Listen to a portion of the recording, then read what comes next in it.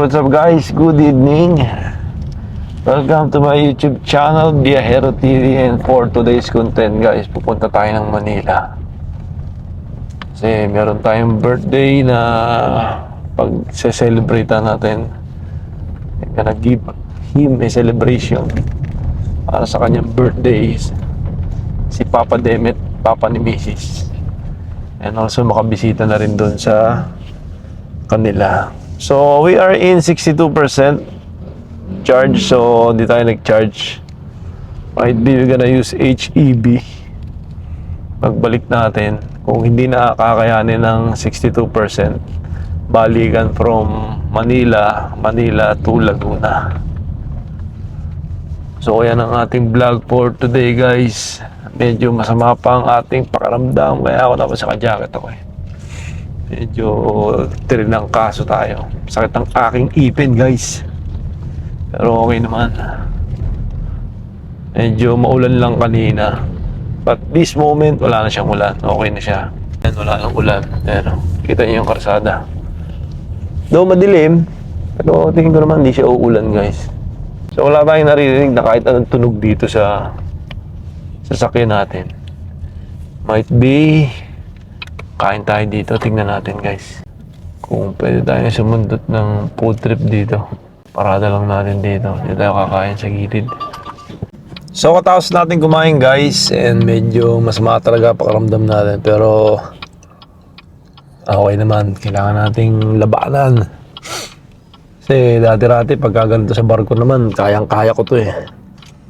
Pero dito kasi sa Pilipinas, siyempre hindi natin alam yung klima.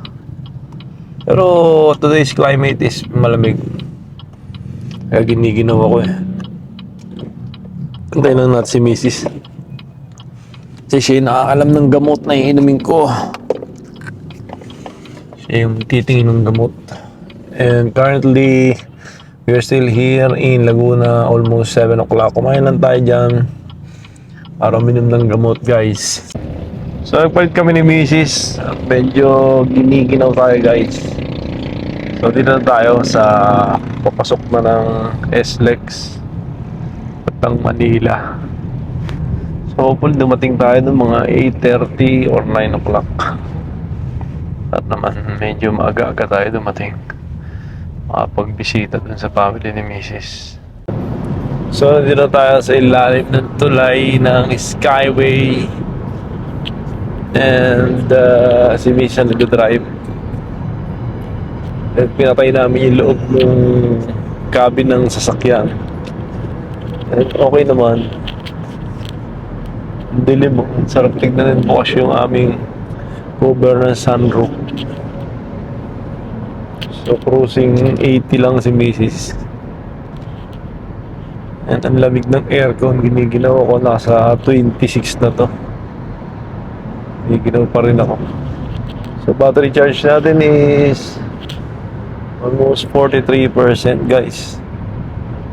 I mean from 62 sa atin sa Laguna. So sana makauwi pa.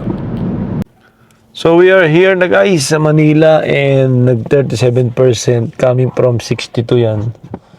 So tingin ko pagpa-uwi hindi na kaya yan. HEB na tayo yan guys.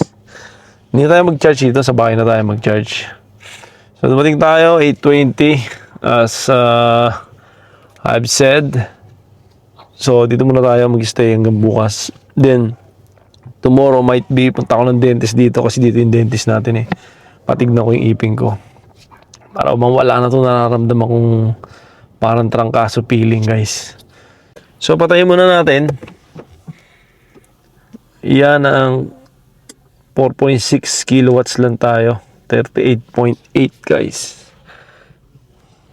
So ito si birthday boys, Papa. Ano, aning ka na pa? Wow, happy birthday, Papa Demet. We love you, you know.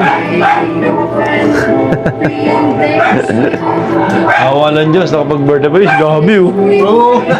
Ah, si Mama. Say hi. Hi. Kumusta ka na? How are you? Kumusta ka na? Kumusta ang pakaramdam mo? Okay ka ba? Parang lagi akong bloated. Oh, bakit? Yan, thank you. Halika na, dali. Punta ka na doon.